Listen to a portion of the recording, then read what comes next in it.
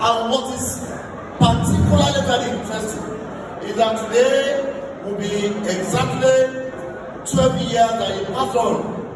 Those who decried him, who termed him as prisoner of war, they are today footnote of history.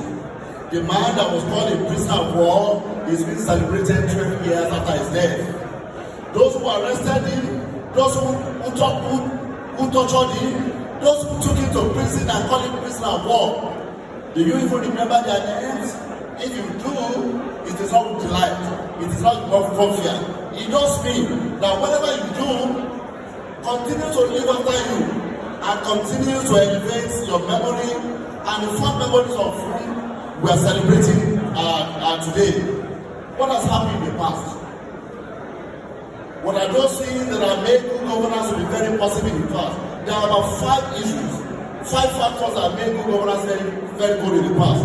Number 1 is the quality of the participants in the political process. And I'll give you examples. In the old Western region, she wrote to be brilliant.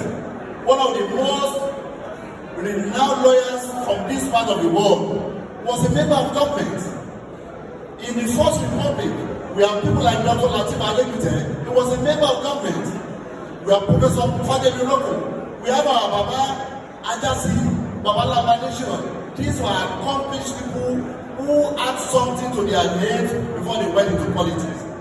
Baba Labanation that we have come to celebrate today was a principal. And at the time when principals were next to God, these were the quality of people. If you look at the Second Republic, the 5 governors that we have in the Southwest, you will see Bishop Obasanjo in Ogun State, an accomplished journalist. You will see Latin Jakonde in Lagos State, accomplished journalist. You come to Oyo State, it was Bolage. You come to Bede State, it was Professor Ambrose Ali. These are people who are accomplished in that individual respect.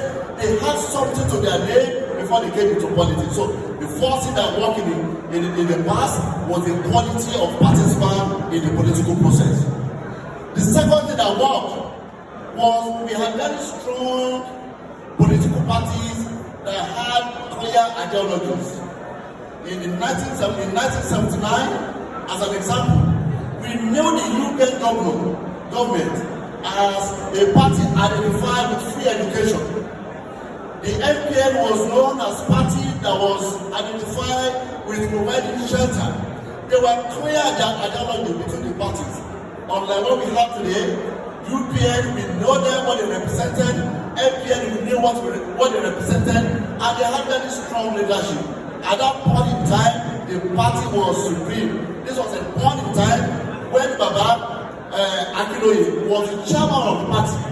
Whenever there was a meeting of the party, the then president, Sheikh Shagari, would be seated, waiting for the arrival of the chairman of the party. Unlike now, where the chairman and the party is an appendage of the government house. So we have very strong party leadership. Party leadership that will enforce discipline. Parties that were responsible for producing and selecting candidates. That was the second reason. So we had parties, they had ideology, they had manifesto, and they held those who were elected on the platform of the party, they held them accountable to the manifestos of the party. The third reason was also that the society itself had a very strong moral value. And I'll give an example. Today, I am a senator representing Ogun Central Senatorial District. In 1979, Cynthia Abiola, the wife of MP Abiola, contested for this seat for Ogun Central Senatorial District. Abiola spent all the money. Abiola provided all the facilities. But the people of Ogun Central, they were not moved by the money. Who they elected somebody who had no name, because that person embodied and represented the value of the city. It wasn't about money then, it was about the value of the society itself. The society at that point in time did not expect you not only to live this moral conduct, but they also did not make any demand of you that can only be satisfied through corrupt means. So the society was strong. The moral fabric of the society was strong. Therefore, those elected on the platform of the party, they also imbibe the fabric of the society. The number 4 thing that also enhanced good governance was also the healthy rivalry between the regions. The Western region established the University of Ife, now called Bamidele University. The Eastern region established the University of Nigeria that our Baba Foundation attended, and the Northern region established Bamidele University. So there was a healthy rivalry, particularly because the country just got independent. Every region wanted to develop, every region wanted to outdo each other in performance. Therefore, the people elected were very deliberate in promoting development in their various regions. Fast forward to 1979, when we had the Jacondes, the Onobanjo. It is not coincidence that it was at that point in time that the Lagos University was established, Ogun State University was established, Ladoga University was established, Akron University was established. This was a time there was healthy rivalry among the states to outdo each other in governance, and therefore there was good governance across, particularly the Western region. Lastly, at this point in time, what also enhanced good governance in the past was that we had, through civil society organizations and individuals who are determined to be the conscience of the society. Some of us will remember Dr. Oluwa. We will remember Khalifa Emi. We will remember the younger Oresho Ida. We will remember if you dabber me, I will tackle you. This was at a time civil society organizations, they were not just vehicles for making money. They were vehicles to serve as the conscience of the society. So we had all those 5 elements. Those 5 elements were in place to hold those government accountable. Today, what have we witnessed? We have witnessed very general decline in the quality of participation in governance and the quality of governance that we have in the country. And I'll give you a few examples. When the military first struck in the First Republic, the civilian government that took over from them was wicked. When the military struck again in 1983, the civilian government that succeeded them became further wicked. When General Bamidele took over, they also weakened the democratic structure further and further. So we began to see the decline in the party structure.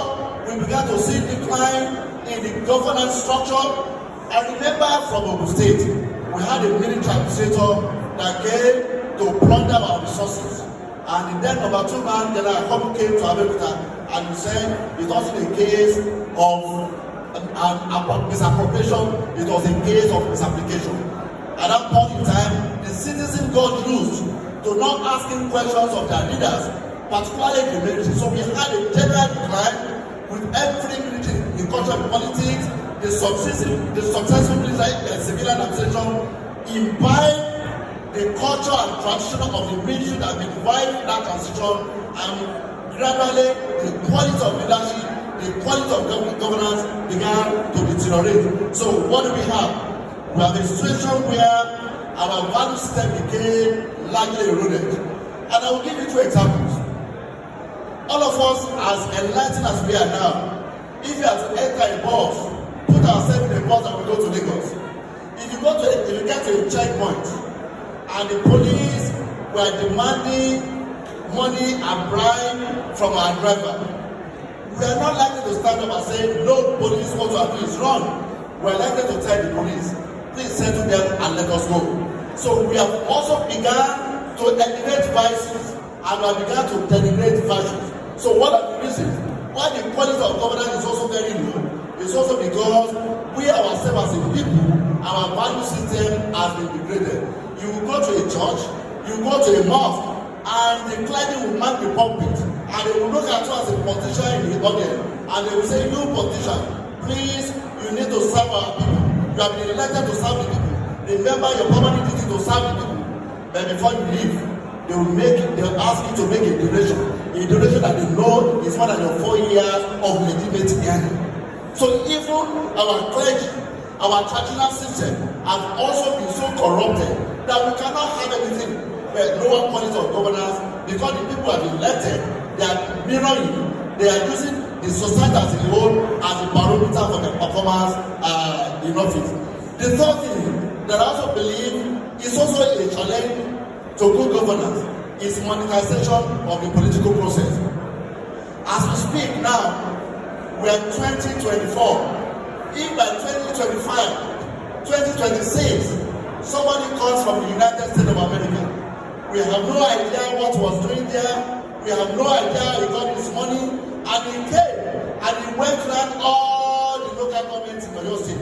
If he gives them just 10 million naira or 5 million naira, we begin to say, this is our new government. Because the process has been so monetized. What we hear so much about now is how big your pocket is, not how big your idea is. If Baba Lamadeshino, if you were to come alive again, if you were to contest for the House of Representatives, he will not get the ticket of the party.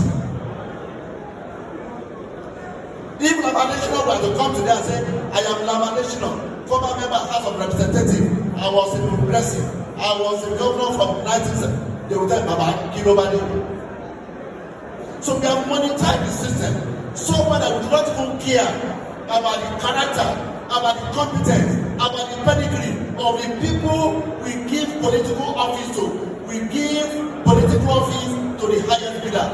Little wonder then, when they get to the office, what they do not have, they cannot give. They do not have good governance quality, therefore they cannot give us good governance. So if we want to change the system, let us also ensure that money does not become the defining factor of our politics. Again, we have also seen the wrong metrics of measuring performance of people in political office. I am a senator. I represent the people of Ogun Central Senatorial District. I chair the Senate Committee on National and Cyber Security. Senator Buhari is here, Chairman Senate Committee on Aviation. Honorable Rebecca Oseni is here, Chairman House Committee on FEMA, and many other senators. No matter the quality of debates, no matter the number of motions and bills that you move in the National Assembly, if you fail to distribute Okada, Keke Marwa, stomach infrastructure, even the party member will not give a return ticket. So we have adopted metrics of performance that are in total dissonance with good governance. A senator's responsibility, a member of National Assembly responsibility is to make laws, is to do budget, is to perform oversight functions. But pray, somebody can be in the National Assembly for 4 years. He may not even stand up for war to say, my name is so and so, I represent so constituency. It doesn't matter to the people. What matters to the people is that 6 months of the election, let him come back, let him line up Okada, let him line up Kekebarua, let him line up money. People will give him the ticket and he will go on to Okoba dancing. So if you want good governance, our metrics of performance must also reflect what we expect. It is what you expect that you will get. It is what you enforce that happens. Therefore, if you want our political officers to give us good governance, then the metrics of measuring performance must also reflect good governance.